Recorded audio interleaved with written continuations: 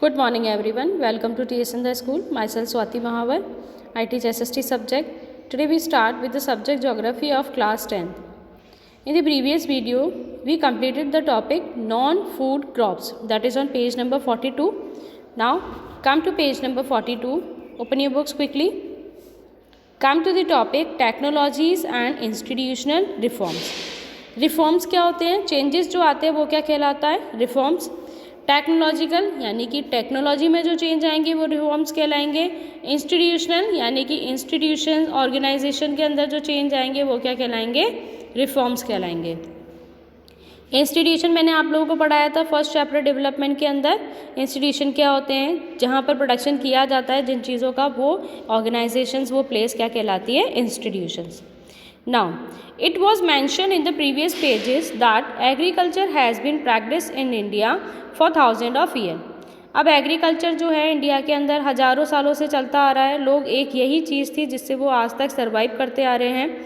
Sustain use of land without compatible techno institutional changes have hindered the pace of agriculture development. Sustainable जो use होता है ज़मीन का, ठीक है, किसके साथ में? टेक्नो इंस्टीट्यूशंस, टेक्नोलॉजी और इंस्टीट्यूशंस के साथ में.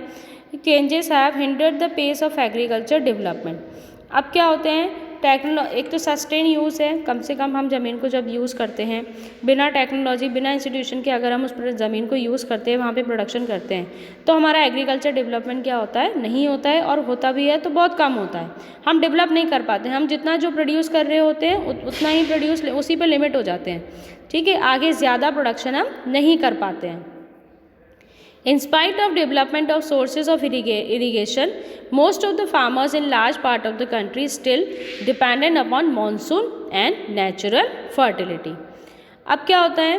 फार्मर्स जो हैं large part of the country के स्टिल आज भी किसके ऊपर डिपेंड है? मॉनसून और नेचुरल फर्टिलिटी. कि अगर भाई बारिश होगी तो ही हमारी फसलों को पानी मिलेगा, तो ही हमारी मिट्टी उपजाऊ होगी. बारिश नहीं होगी तो हमारी मिट्टी क्या हो जाएगी? बंजर हो जाएगी. For growing population this pose a serious challenge. अब पॉपुलेशन का सिनेरियो क्या हो रहा है? धीरे धीरे बढ़ता जा रहा है. पॉपुलेशन इंक्रीज़ होता है तो फूड का जो नीड होता है वो भी क्या हो जाता है? इंक्रीज़ हो जाता है. तो ये धीरे धीरे होता जा रहा है, जिसकी वजह से सबसे ज़्यादा प्रॉब्लम क्रिएट हो रहा है इकोनॉमी के अंदर. Agriculture which provide livelihood for more than 60% of its population need some serious technical and institutional reforms. अब जो पॉपुलेशन 60% की जो पॉपुलेशन जिसके लाइवलीहुड आज एग्रीकल्चर बना हुआ है आज भी, तो वो पॉपुलेशन क्या चाहती है कि इंस्टीट्यूशंस के अंदर, टेक्नोलॉजी के अंदर कुछ चेंजेस लाए जाएं ताकि हम हमारा प्रोडक्शन क्या कर सकें? इंक्रीज़ कर सकें. दैस collectivisation, consolidation of holdings, cooperation and abolition of zamindari etc. were given priority to both about institutional reforms in the country after independence. अब कलेक्टिवाइजेशन की हम बात करते हैं. ज़मीन को कलेक्ट करना, सबको मिलकर एक साथ काम करना. एक ही ज़मीन पे वो लोग सब मिलके एक साथ काम करते हैं, अपनी ज़मीनें मिला करके जब वो एक ही ज़मीन पे अपनी ज़मीन पर काम करते हैं तो वो क्या कहलाता है? कलेक्टिवाइजेशन. कंसोलिडेशन, जैसे फादर ने जो 4 लैंड को डिस्ट्रीब्यूट कर दिया 4 सन के अंदर, तो उनको सबको वापस से कंसोलिडेट करके वापस से उनको मिला करके जो वहाँ पर प्रोडक्शन किया जाता है वो क्या कहलाएगा? कंसोलिडेशन. कोऑपरेशन और अबॉलिशन ऑफ ज़मींदारी. कोऑपरेट करके चलना. ऐसा नहीं है कि सामने वाला परेशान हो रहा है तो होता रहे, हम उसकी हेल्प कर सकते हैं तो हमें उसकी हेल्प करनी चाहिए. ज़मींदारी सिस्टम को बंद कर देना चाहिए, क्योंकि ज़मींदारी सिस्टम ऐसा था जिससे सबसे ज़्यादा फार्मर्स परेशान थे, क्योंकि वो उनसे क्या ले जाते थे? रेवेन्यू ले जाते थे कि ये ज़मीनें हमारी हैं और आप हमें इस ज़मीन का क्या दो? टैक्स दो, रेवेन्यू दो. तो जो वो प्रोड्यूस करते उसका सबसे ज़्यादा पार्ट तो कौन ले जाता? ज़मींदार ले जाते. were given priority to bring about institutional reforms in the country after independence. और आफ्टर इंडिपेंडेंस इंस्टीट्यूशनल रिफॉर्म्स के ऊपर ये सारी चीज़ों की प्रायोरिटी रखी गई कि भाई इंस्टीट्यूशनल रिफॉर्म्स को अब इन चीज़ों के ऊपर ध्यान देना बहुत ज़रूरी है. Land reform was the main focus of our first 5-year plan. पहला जो 5-year प्लान था उसमें जो मेन रिफॉर्म था वो क्या था? Land reform. लैंड रिफॉर्म यानी कि ज़मीन के जो कल्टिवेशन के लिए जो रेवेन्यू सिस्टम जो था, तो रेवेन्यू सिस्टम के अंदर जो चेंजेस थे वो क्या कहलाएगा? Land reform. The right of inheritance had already led to fragmentation of land holding necessitating consolidation of holdings. ठीक है, अब ये राइट तो दे दिया गया कि आप अपनी जो भी फ्रैगमेंटेड लैंड है, जो ज़मीनें आपकी छोटे छोटे पार्ट में डिवाइड हो चुकी है, टूट चुकी है, बिखर चुकी है, तो उसको आप वापस से रिकंसोलिडेट करके और एक ही जगह पे मिल बांट के आप काम कर सकते हो। The laws of land reforms were enacted but the law of implementation was lacking और ल्यूकवार्म।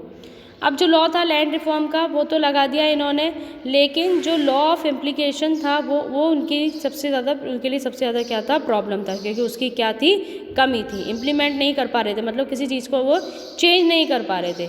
रिफॉर्म्स तो उन्होंने बना दिए, लेकिन रिफॉर्म्स बनाने के बाद उनकी सोसाइटी के अंदर, उनकी इकोनॉमी के अंदर कोई चेंजेस निकल के नहीं आ रहे थे। The government of India earmarked upon introducing an agriculture reform to improve Indian agriculture in the 1960 and 1970। अब क्या हुआ, गवर्नमेंट ऑफ इंडिया ने एक एग्रीकल्चर रिफॉर्म निकाला ताकि इंडियन एग्रीकल्चर इम्प्रूव हो सके। कहाँ से कहाँ तक का, 1960 से 1970 तक। The green revolution based on the use of package technology. अब जो ये ग्रीन रेवोल्यूशन था वो किसके बिहाफ पे था, किसके बेस्ड था, package technology and white revolution.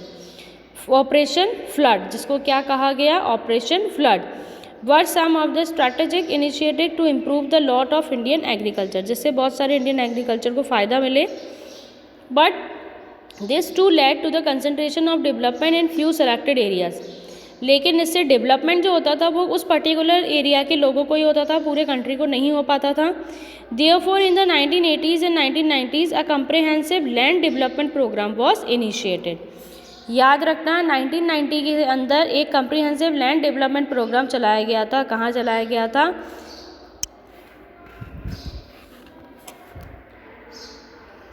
कहाँ चलाया गया था, इंस्टीट्यूशनल और टेक्निकल रिफॉर्म्स के अंदर। और इधर 1960 से लेकर के 1970 तक इंडियन एग्रीकल्चर को इम्प्रूव करने के लिए कौन सा रिवॉल्यूशन चलाया, वाइट रिवॉल्यूशन, जिसको ऑपरेशन फ्लड भी कहा जाता है। आया समझ में। Provision of for crop insurance against drought, drought के अगेंस्ट में भी उन्होंने प्रोविजंस बना दिए कि अगर ड्रॉट आता है तो क्या होगा, फ्लड आता है तो क्या होगा, साइक्लोन, फायर, डिजीज़, अगर इस तरह के एपिडेमिक्स आ जाते हैं तो हमें उनसे कैसे लड़ना है। स्टैब्लिशमेंट ऑफ ग्रामीण बैंक, अब क्या खोल दिए उन्होंने, ग्रामीण बैंक खोल दिए, गांव के लेवल के ऊपर उन्होंने ग्रामीण बैंक खोल दिए ताकि गांव के लोग वहां जाके लोन वोन ले सके। ठीक है, कोऑपरेटिव सोसाइटीज़ खोल दी। कोऑपरेटिव सोसाइटीज़ क्या होती है, ये ऐसी सोसाइटीज़ होती है जो जैसे कम्युनिटी 5, 25, 30 लोग मिलके अपनी खुद की एक कम्युनिटी की सोसाइटी बना लेते हैं, वो क्या कहलाती है, कोऑपरेटिव सोसाइटी। जो 15-20 लोग मिलके ये सोसाइटी बनाते हैं, उन्हीं का शेयर इसके अंदर होता है, वही डिसाइड करते हैं किसको पैसे देने हैं, किस ब्याज पे पैसे देने हैं, कब लेने हैं।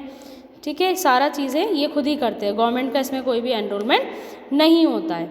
And banks for providing loan facility, और बैंक्स जो होते हैं लोन फैसिलिटी प्रोवाइड कराते हैं फार्मर्स को एट लोअर रेट, कम रेट पर of rate of interest, where were some important steps in this direction. और ये सारे इंपॉर्टेंट स्टेप इन डायरेक्शन में उठाए गए, यानी कि गवर्नमेंट ने क्या खोल दिया, गांव वालों के लिए एक बैंक खोल दी। उस बैंक का नाम था ग्रामीण बैंक, ताकि वो उनको लोन दे सके और लो रेट ऑफ इंटरेस्ट पे लोन दे सके। Clear to you. Now Kisan credit card, KCC क्या होता है, फुल फॉर्म KCC का, किसान क्रेडिट कार्ड, और PAIS का पर्सनल एक्सीडेंट इंश्योरेंस स्कीम। ये दो स्कीम ऐसी है, are some other scheme introduce by the government. किसने चलाई, गवर्नमेंट ऑफ इंडिया ने, for the benefit of the farmers. किसके बेनिफिट के लिए, फार्मर्स के बेनिफिट के लिए। Moreover special weather bulletins and agriculture programmes for farmers were introduce on radio and television. अब गवर्नमेंट ने और क्या किया, बहुत सारे ऐसे उन्होंने बुलेटिन चलाए और बहुत सारे ऐसे मीडिया के अंदर उन्होंने प्रोग्राम चलाए ताकि फार्मर्स को वहाँ से न्यूज़ मिल सके कि क्या हो रहा है और कंडीशन क्या है, जैसे किसी की एग्रीकल्चर की क्या कंडीशन है, उसको कैसे उसको ठीक करना है, कि इस टाइम पे उसको क्या यूज़ करना चाहिए अपनी फसलों के अच्छे प्रोडक्शन के लिए। तो ये सारी चीज़ें जो थी वो प्रोग्राम चलाए जाते थे न्यूज़पेपर्स के अंदर, टीवी मीडिया के अंदर, ताकि लोगों को हेल्प मिल सके। The government also announces minimum support price. अब गवर्नमेंट ने क्या अनाउंस कर दिया, minimum support price, remuneration and procurement price for important crops to check the exploitation of farmers by speculators and middleman. क्या था ये मिनिमम सपोर्ट प्राइस? गवर्नमेंट ने क्या किया, एक प्राइस फिक्स कर दी कि इस प्राइस से कम कोई भी फार्मर अपना प्रोडक्ट किसी भी पर्सन को नहीं बेचेगा, ना तो वो मार्केट के अंदर ले जा कर के बेचेगा और ना ही वो अपने गांव के अंदर किसी ज़मींदार को या किसी भी रिच मैन को वो वहाँ पर सेल करेगा। अब क्या होता था, फार्मर्स का प्रोडक्शन तो हो जाता, लेकिन प्रोडक्शन होने के बाद उन्हें यही नहीं पता चलता था कि हमने जो प्रोड्यूस किया है उसका एक्चुअल प्राइस क्या है। मेहनत करते थे वो, इक्विपमेंट वो ज़्यादा यूज़ नहीं करते थे, तो कैपिटल इन्वेस्टमेंट का उनको कोई आइडिया नहीं था कि हम कितना इन्वेस्टमेंट कर रहे हैं। वो किस बिहाफ पे अपना रखते थे कि हाँ भाई इतना हमें मिल जाए, इतनी जितनी हमें हमारी ज़रूरत है। तो गवर्नमेंट ने क्या किया, मिनिमम सपोर्ट प्राइस फिक्स कर दिए कि इस प्राइस से कम फार्मर अपने प्रोडक्ट को नहीं बेचेंगे, ज़्यादा बेच सकते हैं लेकिन इससे कम पे नहीं बेचेंगे। मतलब उनको भी तो पता चले कि उनकी जो फार्मिंग प्रैक्टिस है, जो उनकी फार्मिंग क्रॉप्स है, उसका क्या रेट है मार्केट के अंदर। आया समझ में? Clear to you? Now you have to read this story Bhoodan and Gramdan. Okay, in the next video I explain you this story, so you have to read this story Bhudan, what is Bhudan and what is Gramdan. Clear to you?